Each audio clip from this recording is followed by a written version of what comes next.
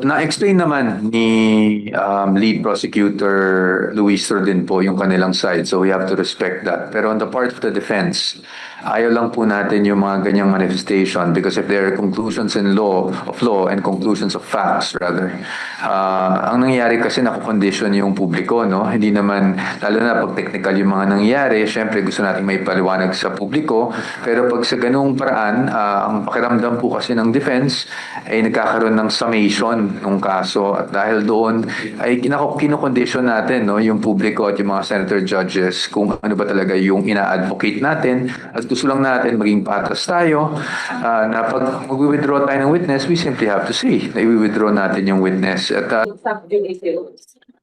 siguro that's up to the court to decide po. Hindi na po ako magko-comment tungkol dyan. The Vice President has stated what she felt and whether it's covered by sub judice or not, kaparehas ng mga komento rin ng both prosecution and defense. Yan po ay nasa impeachment court na po to decide. Sir, doon sa manifestation po kanina ni Lead Counsel Attorney Sheila Sison, bakit po important yung ganung manifestation na kailangan maikli lang po ang mga manifestation before?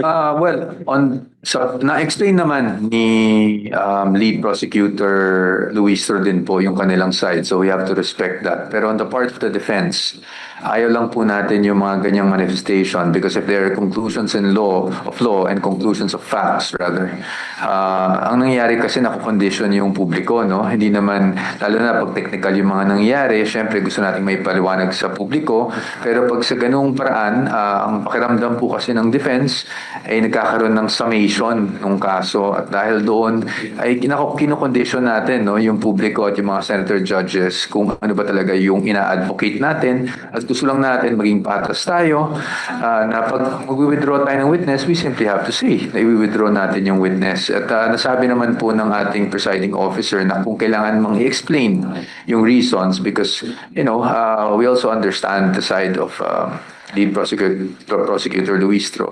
Maaari naman daw pong i-explain sa mga press con. Sir, mas marami pang mga witnesses sa withdraw Article 4. Anong meaning yan sa inyo sa defense? Sa amin naman po, wala. No? That is really the prerogative of the prosecution. Pagdating din ng time ng defense, kami rin po ay baka mag-withdraw ng maraming witnesses depending on how we think our case is going. So sa atin, we will just move on to prepare for Article 1. No? But we have been preparing naman for quite some time. So we just need to shift our attention now to Article 1, but of course without forgetting that Director Matibag will still be called next week. Sa Article 1, ready na rin ba kayo? Yes, opo.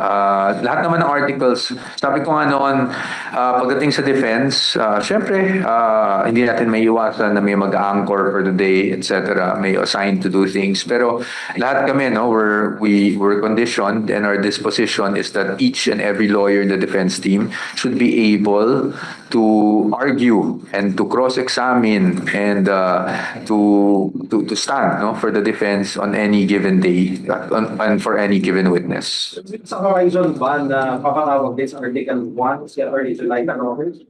Sa ngayon, wala pa po kaming na pag-uusapan na ganyan dahil nga yung depensa po kasi matagal pa eh.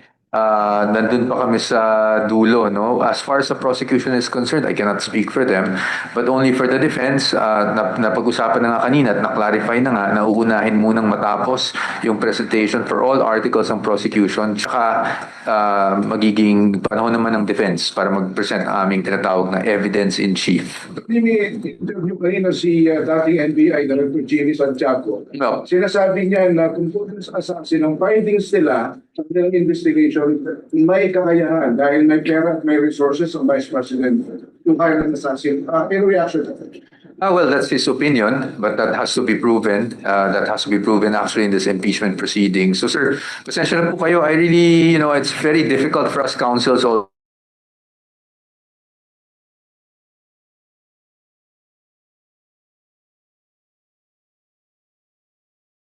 Violating Rule 18, sir. Can you expound more on the due process argument earlier, hindi lang masyado kasi limited lang po yung time eh. Why would pagsasabina po ng bank records would violate the due process? Okay, because unang-una sa lahat, balik ko lang sa nabanggit ko kanina sa oral arguments. No? Pagdating sa pag-issue ng subpoena, you have to look at two things. No? You have to, first is definiteness. Ibig sabihin nun, kailangan particularly describe kung ano yung gusto mong isubpoena. Pangalawa, it has to be relevant. Ibig sabihin, may kaugnayan o direktang kaugnayan dito sa isinasagawang paglilitis. Ngayon, pagdating naman sa due process, no, kailangan natin malaman, pwede ba yung mga bagay na sinasubpoena o hindi under our laws? And kung ibabaliwala na lang natin yung mga batas natin, kailangan lang natin mag-issue ng subpoena, then nawawalan ng due process because the respondent has protections under the law. Again, hindi lang po yan sa respondent, it goes for each and every one of us Filipinos. No?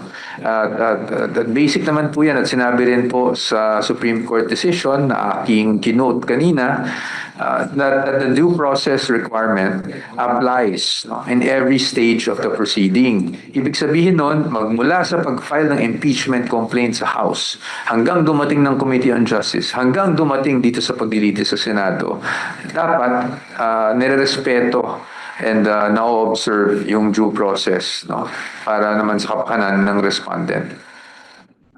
Attorney, nagbawas na ang prosecution ng mga testigo or sa fourth article of impeachment. On your part sa depensa, may mangyayari bang pagbabawas tama dun sa pag-counter ninyo sa mga testigo nila? Too early to say, sir. Kasi mahaba pa to. Sa dulo pa lang kami. Actually, di ba, mauuna muna ang prosecution. So right now, I don't want to give any definite statement because it's really, really too early to say. It's too early. Sir, comment lang po doon sa possession ng prosecution na in the Corona case kasi piniyagan yung mga documents that predates his term as Chief Justice, and one of your key arguments in the case also on the aspect of predating po, yung position ni Vice President before siya ma-elect in 2022. Comment lang po on that. I guess, again, I don't want to get into the merits. I'll just say what I stated. No, I'll refer you to my part of the oral arguments. The Corona impeachment trial was done way before the decision of the Supreme Court in Duterte versus HOR. And anong presumption dyan? That when the Supreme Court decided the decision penned by none other than Senior Associate Justice Marvic Leonin, they were cognizant and they were fully aware of what happened in the Corona trial. And that's why, there are guidelines that are enumerated under the Supreme Court decision. And again, I will refer you to that. You can go ahead and read the decision and you will see the guidelines there. Constitution goes keep on saying, dito naman ay political, hindi ito masyadong technical and legal, kaya dapat manood tayo sa, alam mo nga, hihilingin nila, para makikigay po yung side naman na gusto nilang ipabot sa taong bayan. Ang kaluwagan ba, ibig sabihin po niyan, ay hindi babaliwala na natin lahat ng batas ng Pilipinas. Hindi naman po siguro tama yan. Sir, additional comment lang. Ang reply ulit ng House kasi doon sa House of Representatives, Duterte versus House of Representatives case ay obiter dictum lang naman. I've already said my piece on that. Further. I've already said my piece on that, no? So I think you should refer to it because obviously we disagree that it is obiter. Definitely, in fact, dalawang beses pa nga ni-reiterate yung guidelines eh. Started from if you read the decision, the first 2 pages of the decision na may summation dun ng guidelines, and then dun sa last portion, inulit-ulit yung guidelines. So, I think that is something for the court to consider na, no? But obviously, as I said, I respect Congressman Diok. No? I have the utmost respect for him, to be honest. No? So, he has his position, I have my position, meaning the prosecution has their position, the defense has its position, so it's up to the court. Sir, ito kang binabasa dun sa oral arguments. Opo. Nag-inform ka. Ano ba yan? Kabisado ba sa... I think it's personal preference. Nahihirapan po kasi ako pag nagbabasa ako because it's distracting for me. So, talaga naman pong kahit noon ganun po talaga ako. No? Hindi ako nagbabasa. At sa regular courts, hindi rin po talaga ako nagbabasa. Attorney, what would be your preparations? But sorry, I just have to ano, kasi baka ma-misconstrue, no? It's really a personal preference. It doesn't mean that it's better na wala kang binabasa. No, I'm not saying I'm good kasi may binabasa. Wala akong binabasa or may binabasa ako. It's just personal preference. Each lawyer has his or her own style. As you can see, some lawyers kahit may binabasa, ang ganda naman ng delivery and very coherent. So it's really irrelevant kung may binabasa o walang binabasa. It's just a matter of preference for each lawyer. Go ahead. What would be your preparations or the defense sa next week in regards to mga bago na basta Well, right now, as I said, we're just shifting gears because I think after Director Matibag, we will proceed with Article 1. So now, of course, we're focusing on Article 1.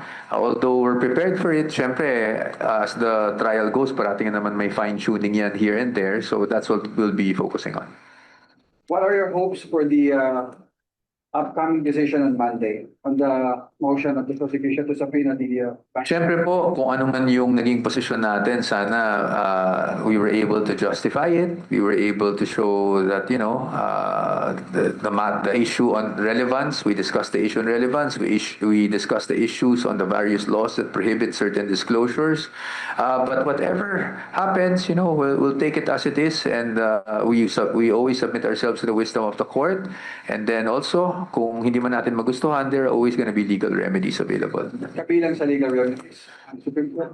Well, sir, it's too early to say. Wala pang decision. I don't want a clickbait soundbite, So I'm not saying anything right now. Those are all on the table, but there's nothing has been discussed. It's too premature, and plus, all of these things will have to be discussed with our client. Mas simple majority na nga ang kailangan para I think so. Pag motions, no, I believe so. So what you're saying, attorney, there are legal remedies kung hindi man. Again, sir, I've already mentioned. I don't want a clickbait. I'm sure everyone's asking for a soundbite, and I'm not going to give you that soundbite. Thank you. Thank you.